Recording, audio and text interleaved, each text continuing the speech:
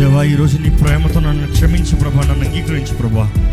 కృప కనికరములు చూపించేదేవా. మనుషులు ఎన్ని కీడు తలంచిన నా జీవితాన్ని నేను ముందుకు నడిపించేదేవా. దేవా, నా జీవితంలో నేను చేసిన తప్పులను క్షమించు. నా జీవితాన్ని బట్టి అనేక మందికి మేలు జరిగించు. నా జీవితాన్ని బట్టి నీ వాగ్దానాలను నెరవేర్చు. నీ కృప కనికరాలని వేడుకుంటాను ప్రభా. క్షమించేదేవా. నా జీవితంలో సమస్తము